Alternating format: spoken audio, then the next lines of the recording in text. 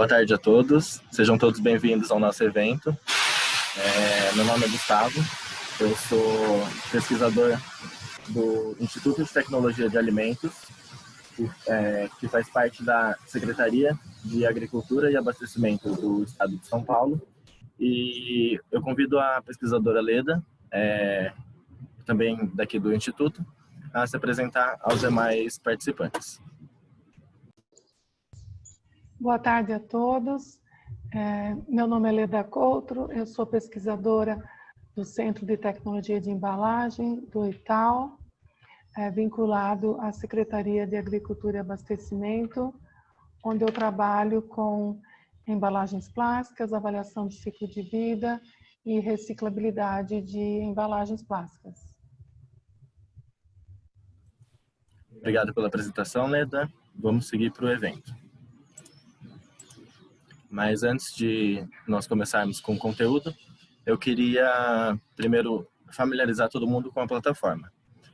O nosso evento ele tem duração de 1 hora, então eu peço que vocês, por favor, direcionem os questionamentos no Questions and Answers, porque dessa forma nós conseguimos compilar melhor as questões e responder o máximo de perguntas possíveis dentro desse período. Eu peço também que vocês direcionem ao chat comentários em geral sobre o evento e questões como, por exemplo, falha no som ou algum outro problema. Bom, o tema do nosso webinar é Covid-19 embalagens para alimentos. Antes de começar, de fato, com o conteúdo, eu queria apresentar um pouco sobre o nosso instituto. O ITAL, ele é o Instituto de Tecnologia de Alimentos. Ele está associado à Agência Paulista de Tecnologia dos Agronegócios, que é a APTA, que faz parte da Secretaria de Agricultura e Abastecimento do Estado de São Paulo. A missão do Instituto é contribuir para a evolução das áreas de alimentos, bebidas e embalagens, através de pesquisa, desenvolvimento, inovação, assistência tecnológica, capacitação e difusão do conhecimento técnico-científico para o agronegócio em benefício do consumidor e da sociedade. Nós possuímos certificação ISO 9001 e a ISO 17025. Além disso, nós contamos com uma infraestrutura de 15 plantas piloto, 35 laboratórios, além de uma biblioteca central. À esquerda, no slide, vocês podem ver uma imagem aérea do nosso instituto. Dentre todos os serviços prestados pelo Instituto, nós temos diversos projetos de pesquisa científica em desenvolvimento, seja com a iniciativa privada ou com outros institutos de pesquisa ou agências de fomento. Nós prestamos também ensaios e análises como prestação de serviço, na maior parte das vezes para as indústrias privadas, mas não restrito a elas, né? Nós oferecemos também diversos eventos, como esse que vocês estão participando, e como cursos, outros cursos de atualização e nas áreas de alimentos, bebidas e embalagens. Nós contamos também com um programa de pós-graduação, com um curso de mestrado em Ciência e Tecnologia de Alimentos, que junto com diversos projetos de pesquisa colaboram para que sejam publicados trabalhos científicos bastante relevantes na área. Além disso, nós trabalhamos também com assistência tecnológica mais voltada para a resolução de problemas encontrados pela indústria.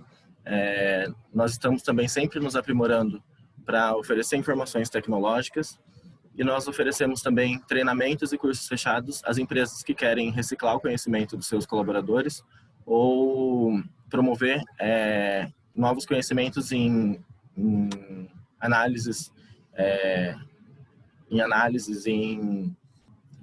em projetos que são de interesse da empresa.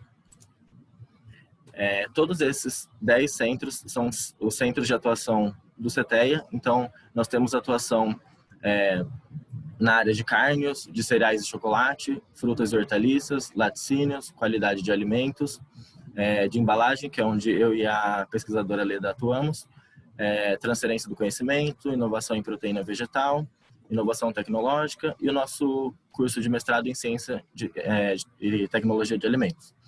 Vale lembrar aqui que o edital do nosso mestrado vai abrir no próximo mês e vocês encontram mais letivo para o próximo ano letivo e informações sobre os demais centros no site do Itaú.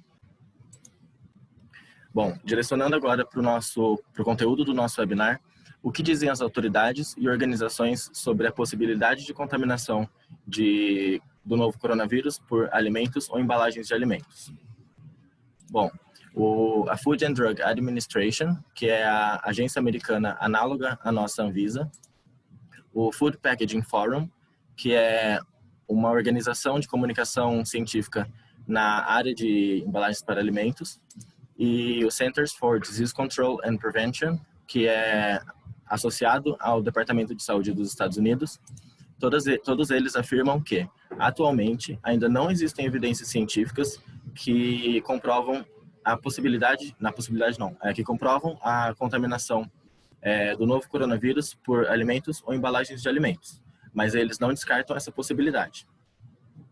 Eles dizem ainda que a principal via de transmissão é através de gotículas contendo carga viral do novo coronavírus, que são expelidas quando falamos, tossimos ou espirramos para outra pessoa. Portanto, a principal via de transmissão é o contato de pessoa para pessoa.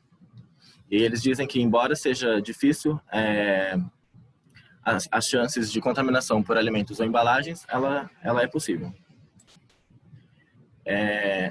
Em geral, a persistência de um micro-organismo em superfícies inanimadas, ela vai ser muito importante para o quão fácil ou quão difícil essa via de transmissão acontece. Portanto, fatores ambientais como temperatura, umidade relativa, presença ou ausência de radiação solar, a natureza química e física da superfície e a carga viral ali depositada, elas vão ser determinantes na persistência desse vírus, ou bactéria, ou fungo, qualquer micro-organismo. Nos próximos slides, eu vou trazer alguns estudos mais recentes sobre a persistência de 3 coronavírus em diferentes superfícies. Então, eu trago também na tabela à esquerda as condições experimentais utilizadas, como temperatura e umidade relativa, que são fatores bastante importantes na persistência do micro-organismo. E eu vou trazer também os dados para os 3 principais coronavírus, que são o SARS-CoV-1, que foi o vírus responsável pela pandemia de síndrome respiratória aguda grave de 2002, que levou ao óbito de mais de 8.000 pessoas, sendo que esse vírus já foi erradicado em 2004. Eu trago também os dados para o MERS-CoV, que é o vírus responsável pelo surto de síndrome respiratória do Oriente Médio, de 2012, que levou ao óbito de cerca de 800 pessoas. Embora esse vírus ainda não tenha sido erradicado, os casos, quando acontecem, são muito pontuais hoje em dia. E eu trago também os dados do SARS-CoV-2, que é o vírus responsável pela atual pandemia que estamos atravessando. Até a data de ontem, esse vírus foi responsável pela morte de mais de 936.000 pessoas. Eu trago também, no eixo X do gráfico ao lado, o tempo em dias de persistência. E na área do gráfico, eu trago o que os estudos mostram de persistência máxima de cada um desses 3 vírus. Portanto, para superfícies plásticas, o SARS-CoV-1, ele mostrou-se persistente de 4 a 6 dias. Portanto, alguns estudos mostram que ele chega apenas até 4, outros mostram que ele chega até 6 dias. Já para o MERS-CoV-2, a persistência do vírus máxima variou de 1 a 3 dias, e para o SARS-CoV-2, a persistência variou de 4 a 7 dias, sendo que o estudo que mostra a persistência de 7 dias, ele só foi avaliado até 7 dias, então muito provavelmente o vírus pode chegar a persistências maiores. Em superfícies metálicas, tanto o SARS-CoV-1 quanto o SARS-CoV-2, eles mostraram-se mais suscetíveis à degradação em cobre do que em aço inox. Para o SARS-CoV-1, a persistência variou de 1 dia até 5 dias. Para o MERS-CoV, a persistência variou de 1 dia até 3 dias. E para o SARS-CoV-2, a persistência variou de 8 horas em cobre até 7 dias, de novo com esse asterisco de que o estudo que mostrou 7 dias, ele só foi avaliado até esse período. Para superfícies de vidro, os dados são um pouco mais escassos. Um estudo mostra que a persistência do SARS-CoV-1 chegou a 5 dias e para o SARS-CoV-2 a persistência chegou a apenas 4 dias. Em superfícies de papel, esses estudos também são escassos e eles mostram persistências menores. Para o SARS-CoV-1 chegando apenas a 1 dia e para o SARS-CoV-2 variando de 3 horas até 5 dias, dependendo do tipo de papel utilizado no estudo. Em papelão ondulado, a presença do SARS-CoV-1 foi vista até 1 dia nesse estudo e a presença do SARS-CoV-2 foi observada em até 2 dias, depois da exposição. Se nós trouxermos os dados apenas para o SARS-CoV-2, de todos esses estudos que nós vimos anteriormente, e adicionarmos outros estudos que avaliaram outras superfícies comuns, como tecido, por exemplo, com persistência variando de 2 a 4 dias, madeira com persistência de 2 dias, cédula de dinheiro, persistência de 4 dias, cerâmica e máscara cirúrgica, persistência de 7 dias, nós podemos inferir que os materiais porosos, eles tendem a permitir uma persistência mais reduzida do que materiais não porosos. Só que sempre que nós olharmos para esses dados, nós temos que levar em conta a crítica que outros especialistas da área fazem, como, por exemplo, as cargas virais utilizadas nesses estudos. Alguns especialistas, eles dizem que as cargas de 10 a quarta ou 10 a sétima partículas por ml utilizadas nesses estudos são muito mais elevadas do que as cargas virais observadas quando alguém espirra ou tosse em uma superfície. Alguns especialistas dizem que essa carga viral no mundo real chega a 10 ou 100 número de partículas por ml, portanto, muito maiores do que 10 a quarta, 10 a sétima. Além das características físicas e químicas do material onde o vírus é depositado, outros fatores também são bastante determinantes na persistência desse vírus. Então, temperatura e umidade relativa, por exemplo, são 2 desses fatores. No trabalho à esquerda, eu trago o que os autores encontraram quando eles avaliaram a persistência em plástico a diferentes temperaturas do SARS-CoV-2. Então, no eixo Y, nós temos uma medida da carga viral nesse estudo e no eixo X, nós temos o período em que esse estudo foi realizado, indo de 0 até 14 dias de exposição. Então, os autores avaliaram que, para temperaturas tão elevadas quanto 56 graus Celsius e 70 graus Celsius, a persistência do vírus em plástico não chega nem a 1 dia. A desativação do vírus acontece de forma muito rápida, a temperaturas elevadas. Lembrando que eu mostrei anteriormente que em plástico o vírus pode durar até mais do que 7 dias.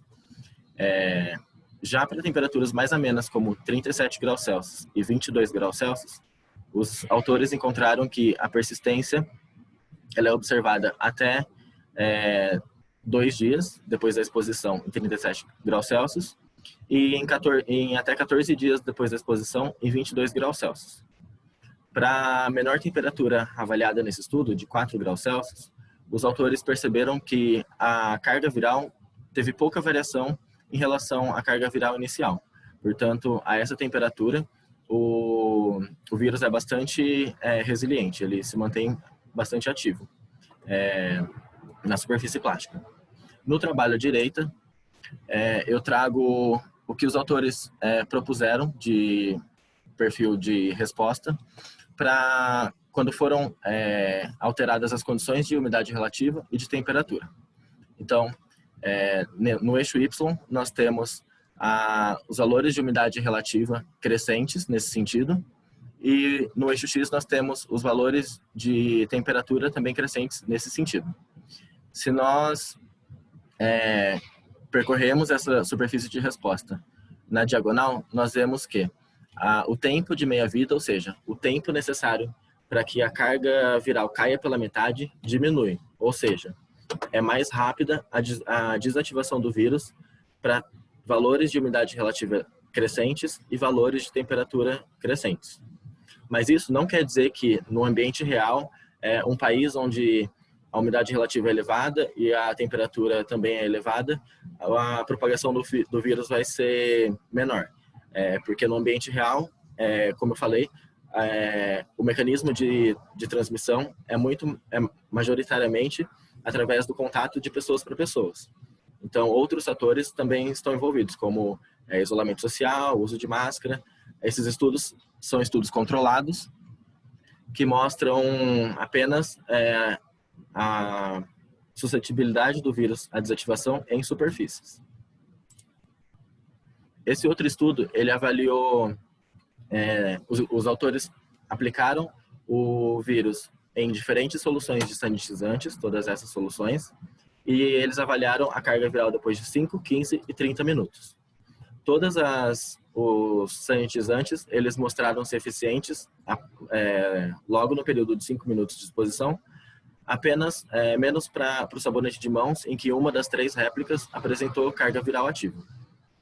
Esse estudo ele é interessante, ele mostra que grande parte dos sanitizantes que nós usamos são eficientes a partir de 5 minutos, mas talvez seja ainda mais interessante estudos que mostrem tempos de exposição mais reduzidos, uma vez que no cenário de alguém lavando as mãos ou limpando uma superfície, o tempo de contato do sanitizante com a superfície ou as mãos é menor do que 5 minutos. Recentemente, em meados de agosto, algumas amostras da superfície de frangos congelados importados do Brasil deram como resultado positivo para o SARS-CoV-2. Isso aconteceu logo um dia depois de resultados positivos de amostras de embalagens de camarão importados do Equador. E esses achados aconteceram na mesma semana que frutos do mar também foram detectados com Covid-19, com SARS-CoV-2. Essas 3 descobertas, elas se somam a diversas outras descobertas realizadas pelo governo chinês, mas algumas autoridades sanitárias, elas dizem que esses resultados positivos, eles podem estar associados ao método analítico utilizado na detecção do vírus. Eles dizem que os métodos, eles detectam a carga genética do vírus, portanto, a fita de RNA do vírus, mas não significa necessariamente que o vírus está na sua forma ativa. Então, se o vírus estiver, por exemplo, na sua forma rompida, lisada, o material genético vai estar presente, o método vai detectar a fita de RNA, mas o vírus não tem condição de infectar alguém. Mesmo com esses alertas de autoridades sanitárias, algumas medidas foram tomadas pelo governo chinês, como, por exemplo, a suspensão da importação de carnes e peixes e frutos do mar congelados de alguns países fortemente atingidos pela Covid-19, além do fechamento de armazéns e mercados de alimentos congelados. E essas medidas, elas podem acabar dificultando a retomada econômica dessas regiões. Diante desse cenário, a ONU ela emitiu uma nota dizendo, ou melhor, salientando de que os alimentos ou embalagens para alimentos ainda não existem evidências científicas que comprovam a contaminação por esse mecanismo. Focando agora no mercado de embalagens para alimentos, a pandemia ela transformou completamente as exigências do consumidor e as indústrias de embalagens elas vão ter que se adaptar para a atuação no futuro.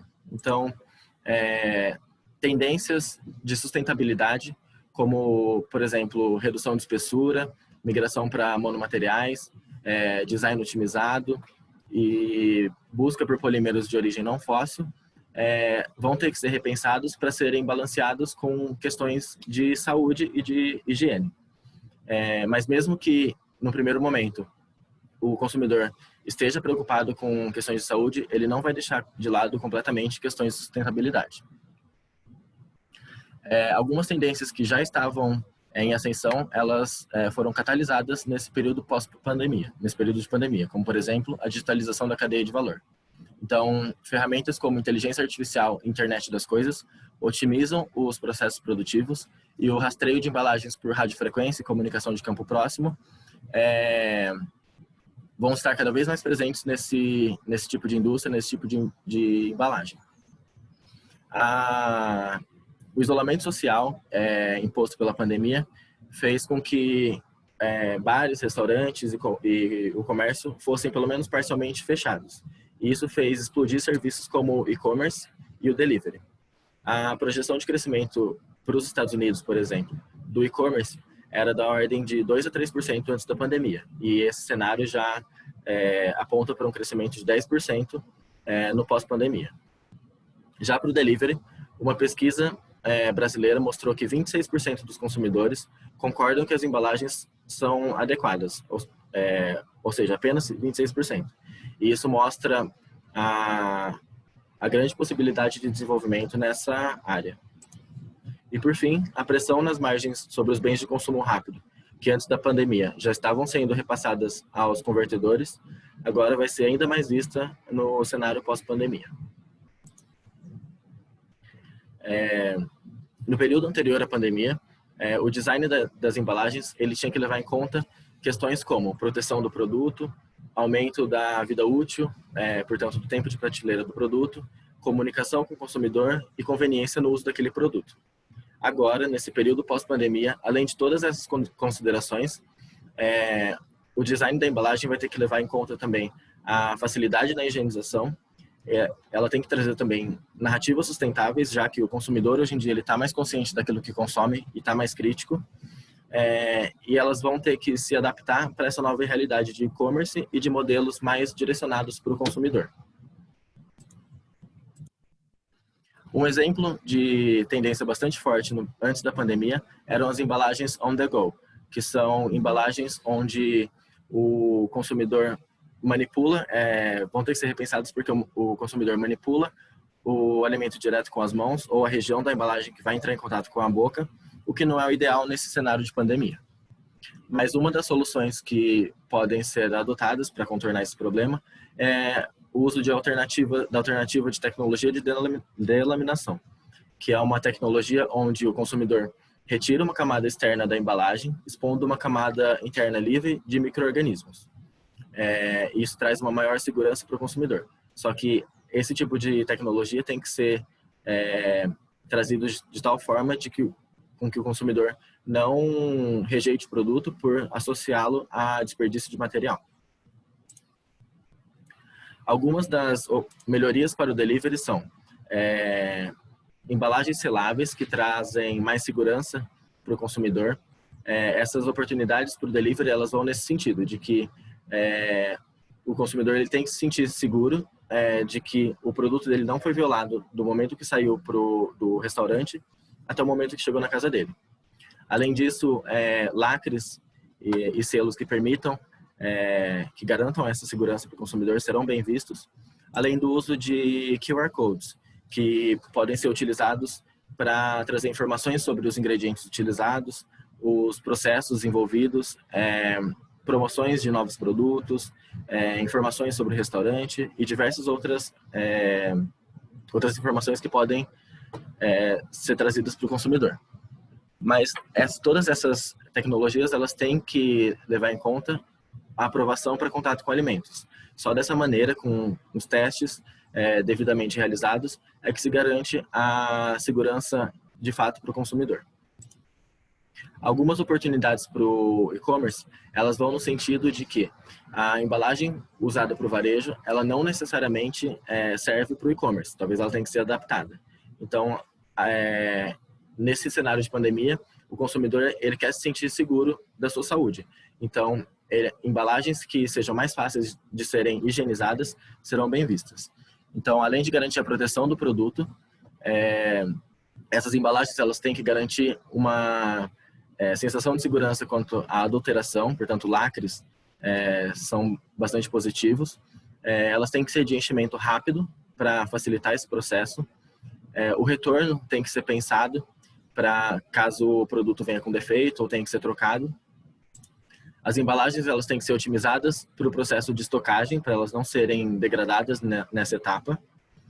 Uma tendência forte também é a associação da embalagem primária com a embalagem secundária, o que torna o produto pronto para entrega e garante a segurança do produto. Além disso, a experiência do unboxing conta muito para o e-commerce. Então, embalagens instagramáveis e embalagens que proporcionem um momento de prazer na abertura do produto tornam-se mais atrativas. E a tecnologia de rastreamento também é bastante importante, porque uma vez que o cliente faz a sua compra, por ele, no minuto seguinte, o produto já estaria na casa dele. Então, essa tecnologia permite com que ele acompanhe a entrega do seu produto, além de permitir uma data preditiva de entrega. Bom, isso era o que eu tinha para apresentar para vocês. Nós vamos abrir agora para os questionamentos. E eu vou pedir para a Leda fazer os questionamentos que surgiram. Gustavo, teve aqui várias parabenizações pela apresentação aqui no nosso chat. O pessoal achou bastante interessante e vieram algumas perguntas aqui também para você. Perguntam se você sabe de algum estudo sobre as cargas virais em superfícies de alumínio. Em superfícies de alumínio, eu encontrei alguns trabalhos que mostram para outros coronavírus mais associados com resfriado comum. Eu não quis trazer aqui porque eu quis focar nesses 3 principais coronavírus que foram responsáveis por grandes pandemias e surtos, né? Mas os estudos em alumínio, eles mostram também para esses coronavírus, eles utilizam a mesma faixa de carga viral, algo entre 10 a quarta e 10 a sétima partículas por ml. Então, todos esses estudos, em geral, eles seguem nessa linha.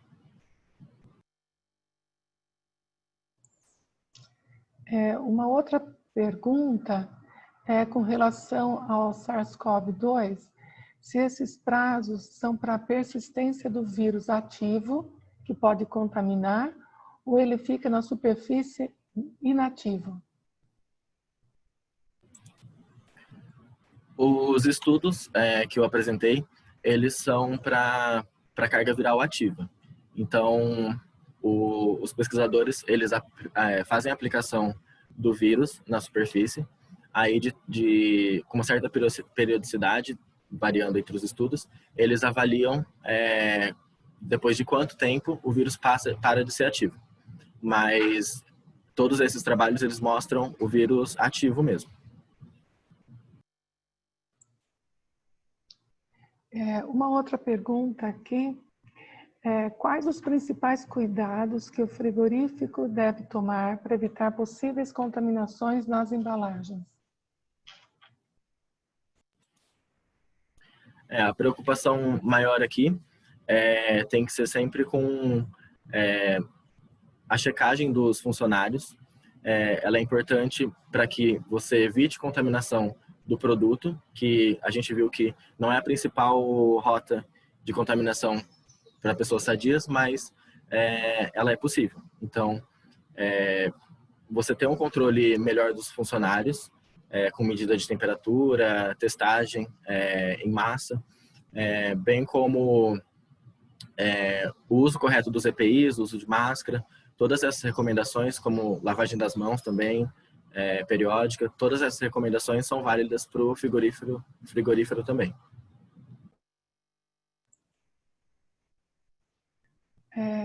Tem uma outra pergunta aqui do frango. No caso do frango brasileiro detectado que viajou por 35 dias a menos 18 graus, então a pessoa pergunta se existe a possibilidade, mesmo com carga viral alta, de permanecer ativo após todo esse tempo e nessa temperatura? Então, essa pergunta é bastante interessante, porque nos estudos que eu levantei para fazer todos esses questionamentos, eu não encontrei nada abaixo de 0 graus. O mínimo que eu encontrei foi 4 graus Celsius. Então, vale lembrar aqui que todos esses estudos, eles são trabalhos iniciais. Então, todas essas descobertas, elas mudam o tempo todo. Conforme a gente vai avançando na ciência, é isso que acontece. Eu não encontrei nada abaixo de 0 graus. Então, essa é uma oportunidade de estudo para quem é da área.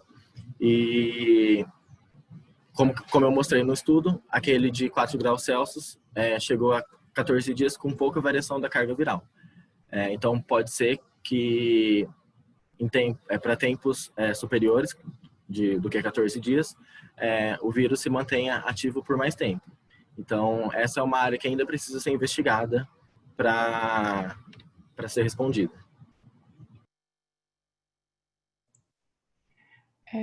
Uma outra pergunta, a pessoa pergunta se os efeitos da inativação do vírus com sanitizante, eles foram feitos, indica que a partir de 5 minutos, né, para inativar. Mas esse tempo, em relação às mãos, foi feito, a apresentação baseia no sabonete de mão. Então, a pessoa pergunta se foi usado também algum outro tipo de sanitizante para as mãos. Você tem resultado para outro sanitizante para as mãos? Nesses estudos abordados, o que foi encontrado foi essa solução de sabonete de mãos. O estudo mostra também para o álcool 70, ele mostrou-se mais eficiente do que o sabonete de mãos. Mas, como eu falei, é tudo muito novo e, às vezes, os trabalhos não existem tantos trabalhos na área, né? Então, essa é mais uma área que pode ser explorada para ser respondido daqui para frente. O nosso tempo para perguntas, ele se esgotou agora. Eu vou apresentar para vocês os vídeos dos nossos patrocinadores e, logo em seguida, nós começamos com a parte da Leda sobre sustentabilidade e Covid-19.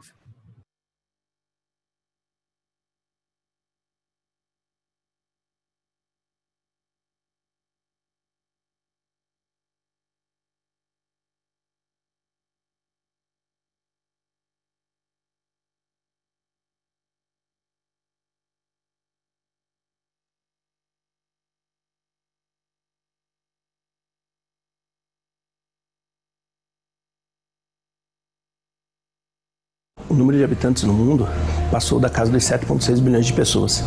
E, infelizmente, boa parte dessa população não consegue ter acesso aos alimentos. Meu nome é Anderson Silva, sou representante técnico de serviços técnicos da BASF para a América do Sul. Os alimentos têm seus requisitos que precisam ser mantidos para que venha chegar com qualidade ao mesmo consumidor. Nem sempre é possível você ter uma embalagem simples. Muitas vezes se necessita utilizar uma embalagem mais complexa. Nesse caso, a poliamida ele entra como apenas uma dessas camadas. Pela sua propriedade de barreira oxigênio, vai fazer com que a qualidade do produto venha a ficar mais tempo, ou seja, uma extensão da vida do produto através da utilização de poliamidas. Alta resistência à temperatura, alta resistência mecânica, possui uma alta resistência à perfuração. Você consegue utilizar a poliamida tanto para aplicações normais, como para aplicações mais severas, onde você vai ter realmente ou um sistema de cozimento ou mesmo um sistema de esterilização. Hoje se ouve muito falar na minimalização dos sistemas de embalagem. São famílias cada vez mais em menor número, ou mesmo pessoas que acabam vivendo sozinhas, e isso faz com que você necessite uma diferenciação em termos de embalagem. E quando você tem uma diminuição do tamanho da embalagem, em contrapartida você necessita de uma embalagem com melhores características para que venha manter o produto. A característica principal da BASF de ter essa parceria com seus clientes busca sempre a melhoria, e para isso a BASF acabou desenvolvendo o Ultramid C37LC. É um produto que tem maior flexibilidade, melhores propriedades ópticas, acaba tendo um ponto de fusão muito baixo e, em contrapartida, mantém todo o restante das propriedades, tais como tração e perfuração, aos mesmos níveis de outros materiais. Os nossos clientes, através dos processos tradicionais de extrusão de filmes multicamadas, consigam obter melhores propriedades e melhores resultados com as embalagens produzidas do que com os atuais sistemas. Escolhendo o Ultramid da base, vocês acabam tendo o melhor produto. BASF. We create chemistry.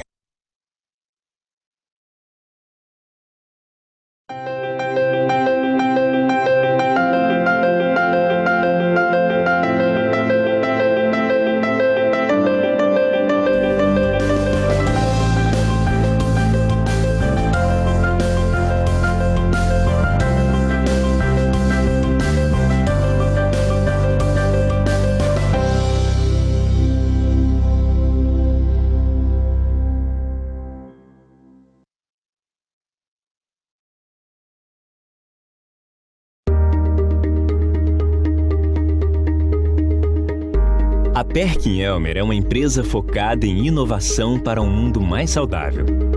Possui um portfólio único e de alto desempenho para auxiliar na segurança e na qualidade dos alimentos. Nos dias atuais, uma das maiores preocupações da humanidade é a Covid-19, causada pelo vírus SARS-CoV-2. Alinhado a este cenário e demanda, o time de pesquisa e desenvolvimento da PerkinElmer criou 2 kits de detecção do vírus da Covid-19 em superfícies sólidas, tais como plásticos, metais, madeiras e embalagens em geral. Com o intuito de prover ambientes limpos e seguros, através de um fluxo de trabalho desde a coleta até a detecção por PCR, as empresas de alimentos poderão detectar a presença do vírus da Covid-19 em seus produtos. Sendo assim, poderão monitorar o sistema de limpeza, verificar se o ambiente está seguro para o trabalho. Inclusive, o teste é importante para que os fornecedores tenham condições de assegurar seus produtos através dos testes realizados com nossos kits. Ficou curioso e gostaria de mais informação ou uma cotação dos nossos produtos? Entre em contato através do e-mail aloisio.souza@perkinelmer.com. Nós teremos prazer em esclarecer suas dúvidas.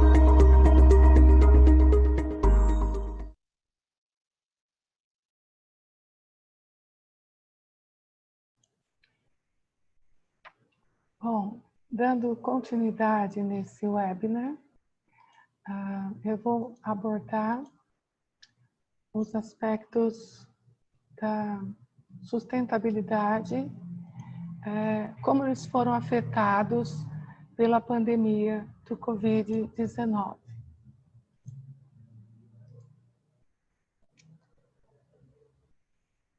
Bom, com a pandemia, houve uma preocupação muito grande com a higiene para evitar a contaminação da população pelo coronavírus. Com isso, houve um aumento do uso de embalagens e produtos descartáveis, justamente por causa desse medo da contaminação. E esse aumento do uso de descartáveis vai na contramão ao manimento progressivo das embalagens descartáveis que foi assinado na União Europeia.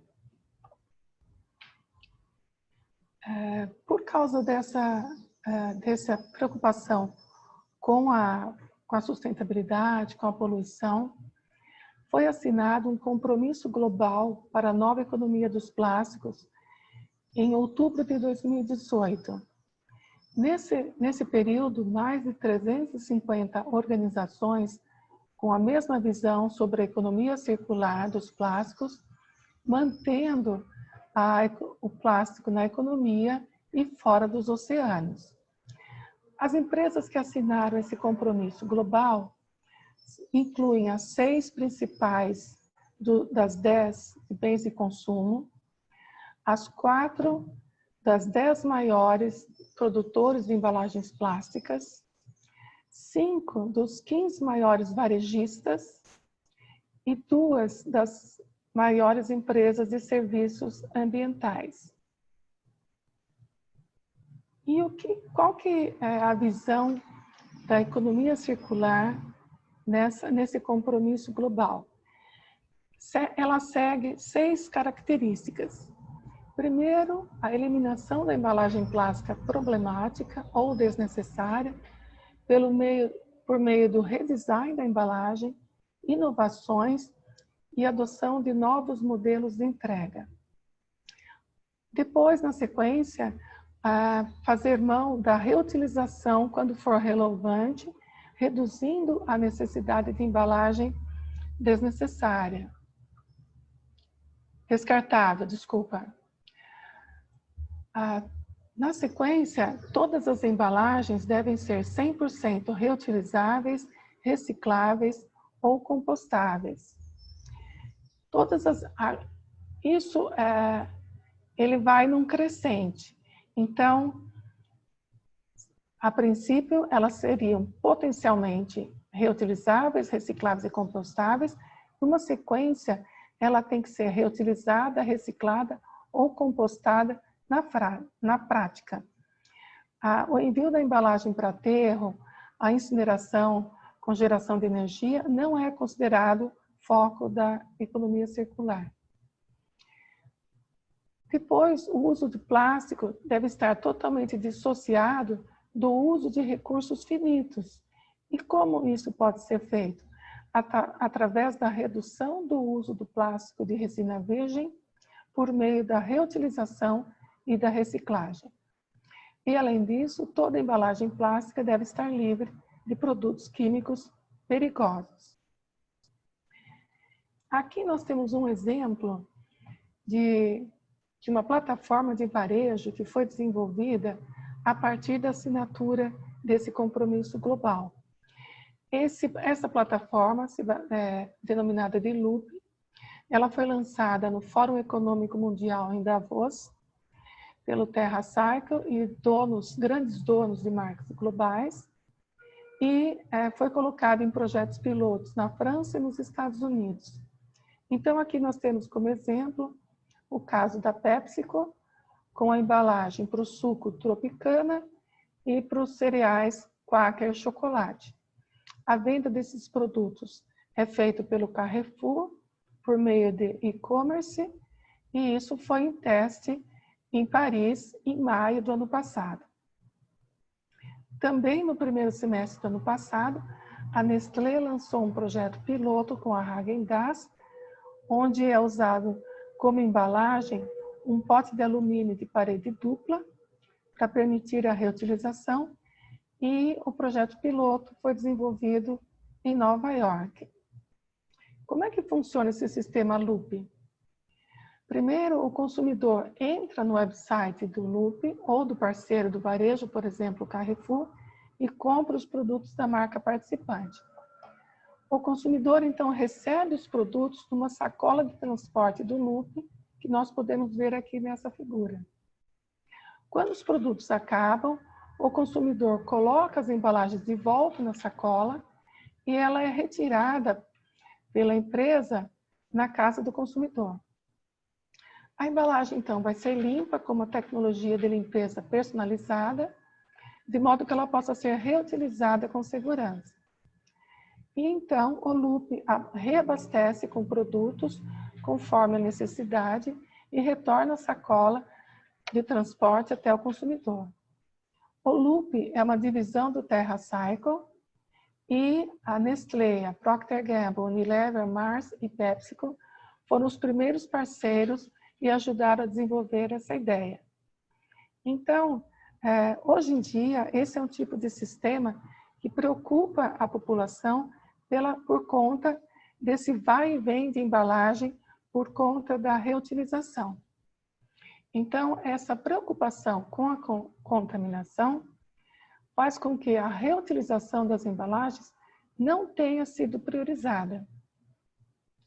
Mesmo assim, esse ano foi lançado um sistema reutilizável no mercado europeu de sabonete líquido. Então, a gente pode ver aqui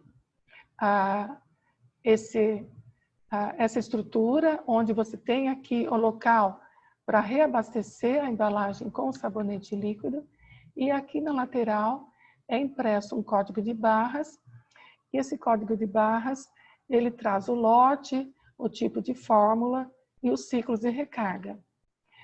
Então, não são todas as formulações que podem ser disponibilizadas nesse sistema, e a máquina tem protocolos adicionais de limpeza. E uma luz de LED integrada a esse sistema, ela dá feedback ao consumidor quando a embalagem está cheia ou quando o código de barra estiver impresso. Esse tipo de embalagem vai ficar em teste piloto de 6 a 8 meses em supermercados em 2 cidades na Alemanha, para avaliar a aceitação do consumidor a essas garrafas reutilizáveis. Além disso, essas garrafas de refil, elas são feitas de PET reciclado, e ao final desse período de teste, elas vão retornar e elas vão ser recicladas após esse processo. Então, apesar de toda essa preocupação da população, existem novos sistemas que usam a reutilização como meio de redução da quantidade de embalagem disponibilizada no mercado. Então, o que se vê como tendência, uma das possibilidades é que as embalagens reutilizáveis sejam mais amplamente usadas em escala industrial, porque as embalagens vão ser limpas nas dependências das indústrias antes do reuso, o que diminui o risco de contaminação dos consumidores devido ao manuseio das embalagens por diversas pessoas. Em relação às embalagens recicláveis, o que se observou é que a coleta e a separação dos materiais ela foi interrompida com o início da pandemia para evitar a contaminação dos trabalhadores envolvidos na cadeia da reciclagem. Então, aqui nós temos uma esteira de triagem, onde vocês veem as pessoas ficam manipulando os materiais recicláveis para poder separar por tipo de material. Então, nesse exemplo, todos estão usando EPI, estão usando máscara, estão protegidos, né? O corpo todo está protegido. Mas no Brasil nós temos realidades muito diferentes, né? Então, tem locais mais preparados e locais menos preparados. Então, por esse motivo, para evitar a contaminação, essa coleta e separação foi interrompida. Como consequência, a reciclagem de materiais, aqui nessa reportagem, diz que caiu pela metade durante a pandemia. Essa reportagem, especificamente, é sobre sucata de ferro e aço. Então, parou a coleta, com isso não teve mais triagem, então faltou material para reciclar. Além do que, essas sucatas metálicas são enviadas para fornos de siderúrgica, que também diminuíram o consumo. Essa reportagem fala especificamente de metais, mas isso aconteceu com todos os outros materiais, porque você interrompeu a cadeia de retorno, né? Alguns catadores retomaram o processo de coleta em algumas cidades, mas a coleta seletiva oficial, ela foi interrompida e houve uma queda muito grande no retorno, na captação das embalagens pós-consumo. Segundo a ABRELP, que é a Associação Brasileira das Empresas de Limpeza Pública, ela estima que durante a quarentena e isolamento social tenha ocorrido um aumento de 15% a 25% na quantidade de resíduo sólido domiciliar. E, então, por quê? Porque o que era consumido fora de casa, então, por exemplo, as pessoas que almoçavam, que jantavam fora, elas começaram a consumir no domicílio. Então, é estimado esse aumento no consumo domiciliar. Por outro lado, os catadores têm dificuldade para vender aqueles que retomaram a coleta, eles têm dificuldade para vender o que eles recolhem, porque as cooperativas e as unidades de triagem foram fechadas com receio do risco de contaminação. E, além disso, com esse aumento do resíduo sólido domiciliar, é esperado também que haja uma mudança de consciência da população. Quando ela começa a visualizar um aumento do resíduo de embalagem em sua casa, então existe uma expectativa que o consumidor também aumente a consciência ambiental por conta de ver o volume de embalagem que é gerado a partir das suas compras. Então, só continuou a haver separação de materiais nos locais onde a separação é feita mecanicamente, como na cidade de São Paulo, que tem dois sistemas de triagem, onde a separação é mecânica. Então, você tem aí infravermelho, que diferencia os materiais e permite a separação, em algumas outras cidades no exterior. E nesse caso, então, você tem sensor óptico e também é esperado que o uso de robô, então a automação no sistema de separação, aumente no cenário mundial pós-pandemia, porque tem uma redução do trabalho humano lado a lado, então evitando a contaminação desses trabalhadores e, com isso, deve ter também uma melhora na etapa de separação.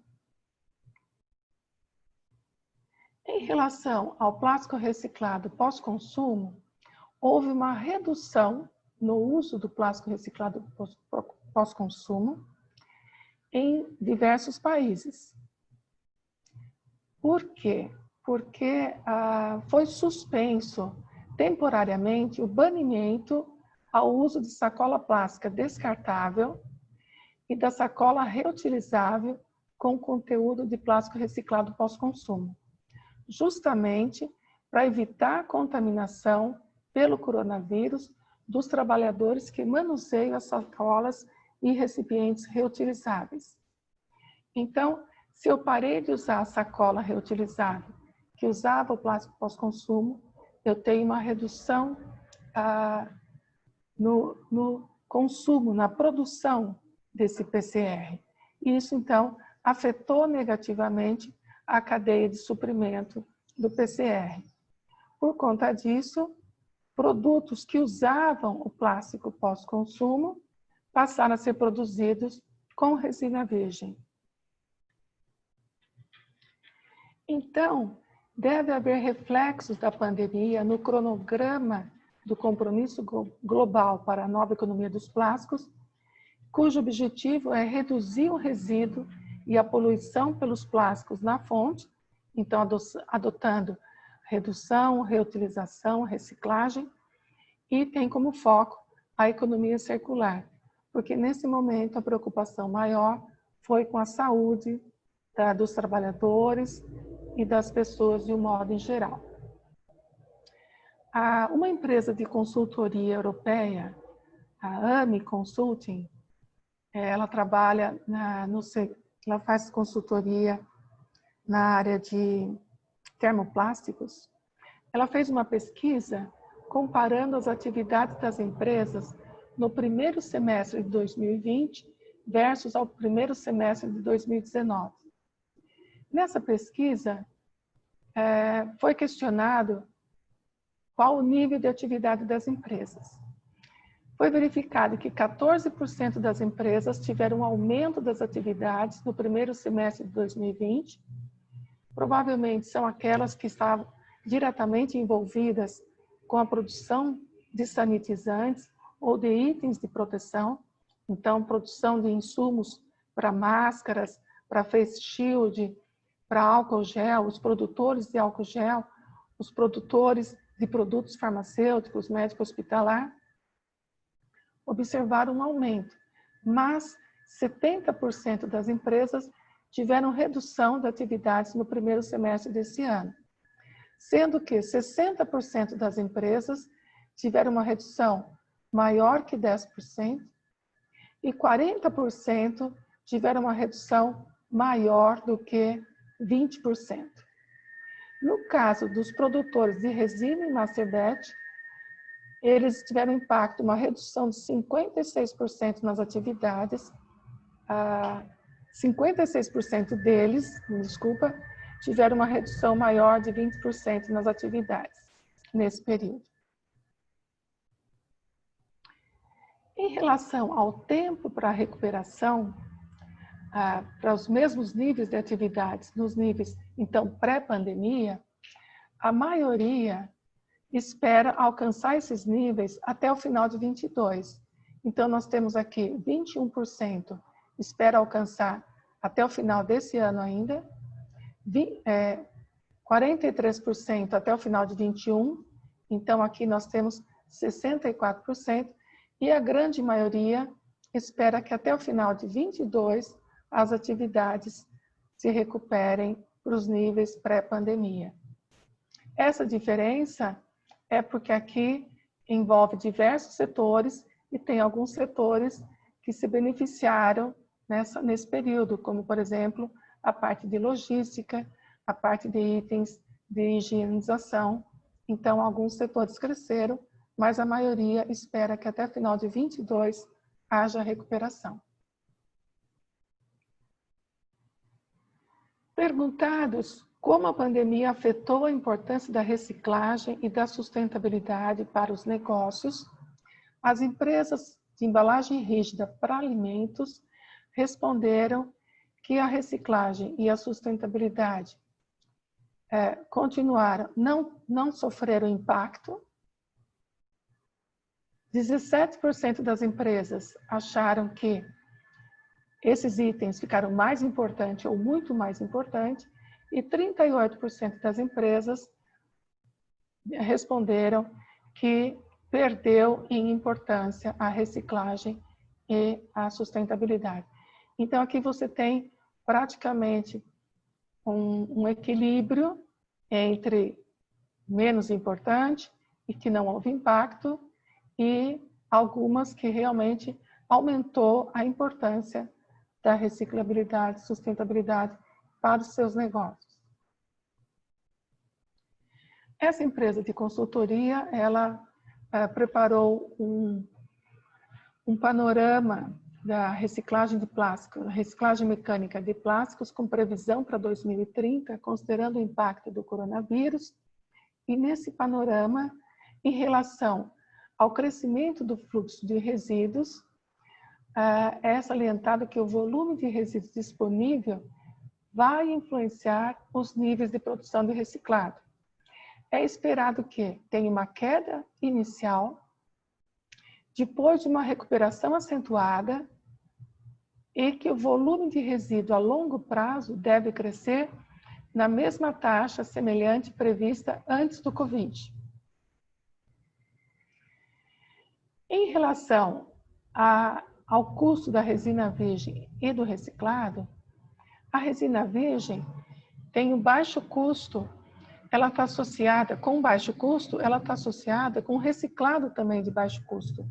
E isso prejudica a economia da reciclagem. Porém, esse impacto monetário vai ser compensado por legislação, pelos compromissos das principais marcas e pela pressão do consumidor. Isso deve diminuir o efeito econômico do baixo custo da resina virgem.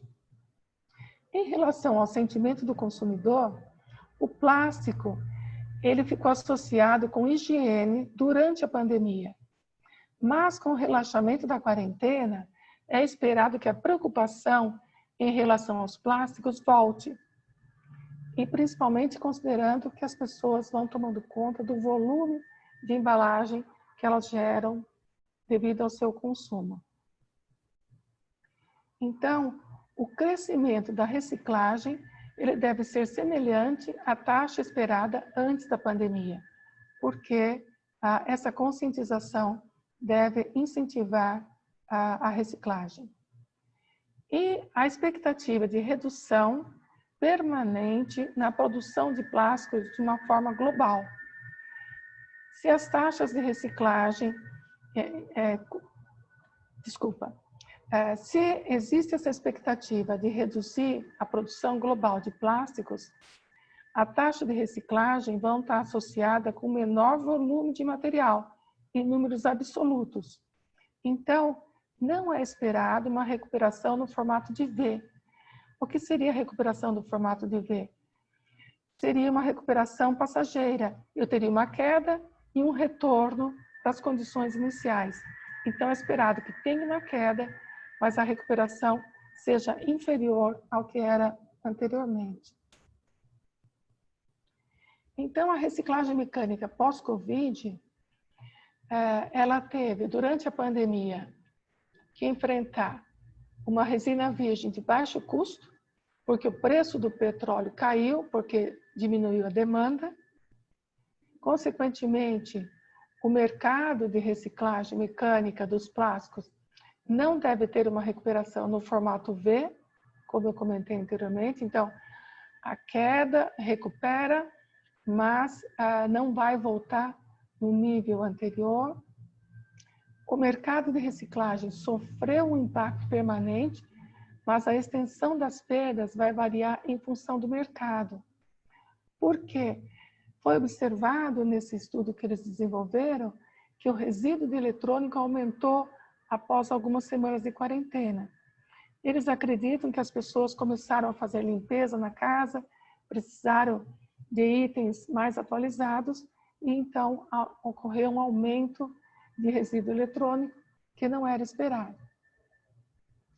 O crescimento será retomado como experimentado antes da pandemia, mas num nível inferior, e foi observado que o volume de filme para reciclagem também aumentou, porque as pessoas começaram a comer mais em casa.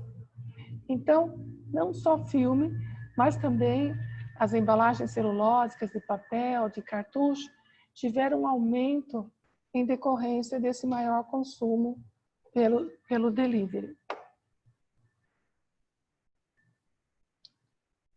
Então, a pandemia de coronavírus, ela teve um impacto relevante no uso de embalagens reutilizáveis e na taxa de reciclagem dos materiais. Se as embalagens de uso único contribuem mais ou menos do que as embalagens reutilizáveis para a contaminação pela Covid, não existe evidência quanto a isso.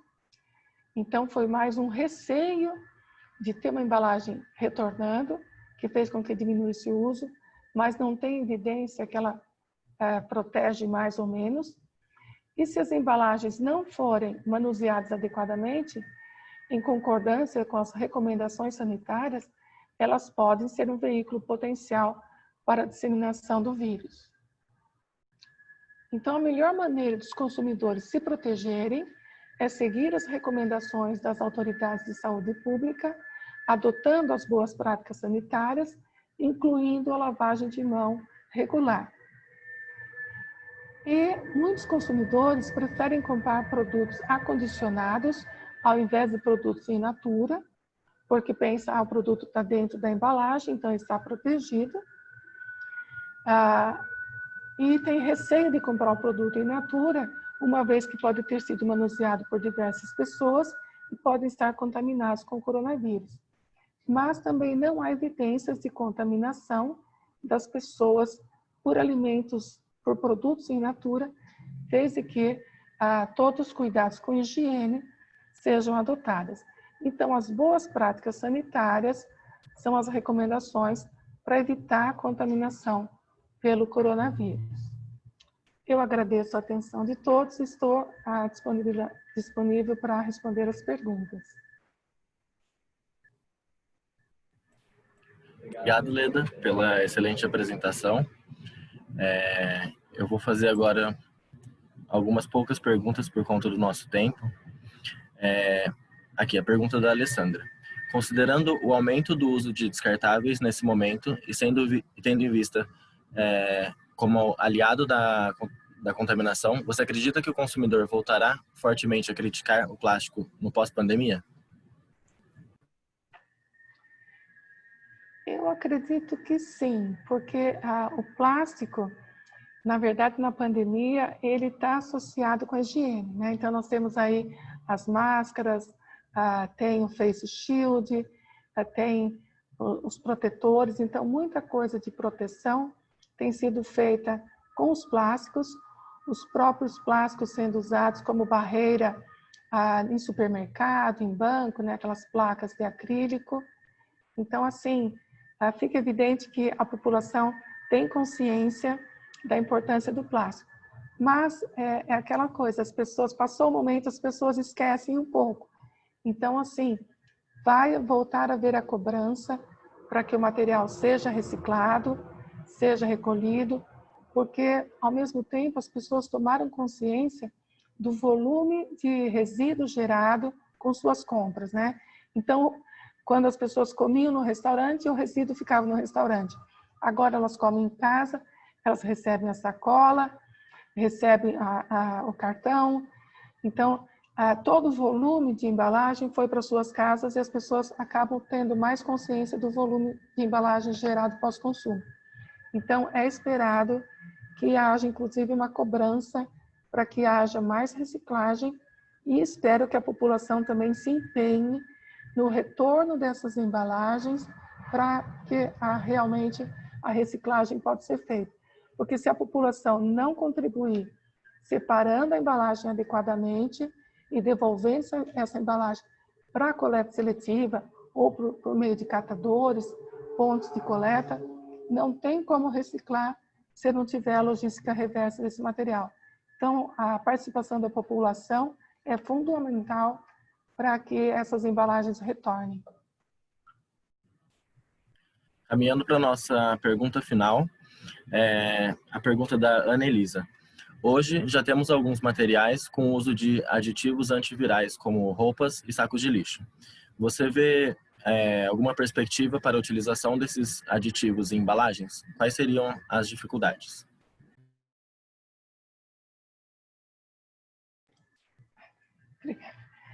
Sim, existem casos de uso, inclusive no intervalo foi apresentado uma das embalagens que usa, de um dos nossos patrocinadores que usa o antiviral. Tem também saco de lixo que já está disponível no mercado, que tem o antiviral na sua composição, mas tudo vai depender da aplicação final, né? Embalagem para alimentos, embalagem farmacêutica, embalagem para cosméticos, higiene pessoal, tem legislação específica. Então, a princípio, esses aditivos não poderiam ser usados para essas aplicações, porque ele tem que ser aprovado para esses usos e é preciso que eles atendam, além de ser aprovado, se aprovado, tem que atender o limite de migração estabelecido para esses aditivos. Então, assim, eu acredito que vai ser usado para algumas aplicações, mas para a embalagem de alimentos, por exemplo, contato direto com alimentos, vai depender de ser aprovado para esse uso a partir de exames toxicológicos, de contato, para liberação. Mas, aos poucos, onde for possível, eu acredito que vai ser aplicado. Obrigado pela apresentação, Leda. Nós vamos caminhar agora para o encerramento do evento. Eu queria primeiro agradecer a todas as participações, a todos que nos ouviram nesse webinar. Eu queria agradecer também aos nossos patrocinadores, a BASF, a Boxprint, a PerkinElmer. E eu queria aproveitar para dizer que nós vamos disponibilizar o conteúdo dos patrocinadores no Drive. Vocês podem acessá-lo nesse QR Code e vocês também receberam por e-mail. E nós criamos um grupo no LinkedIn também para compartilhamento dos estudos abordados nesse trabalho, e nós podemos também otimizar o networking nesse grupo. Então, fiquem à vontade para ingressarem no grupo do LinkedIn. Então, muito obrigado a todos pela participação. Leda, quer fazer alguma consideração final? Agradeço a todos pela participação, espero que tenha sido proveitoso e que a gente tenha muita interação ainda aí para frente. Muito obrigada. Obrigado a todos e se cuidem.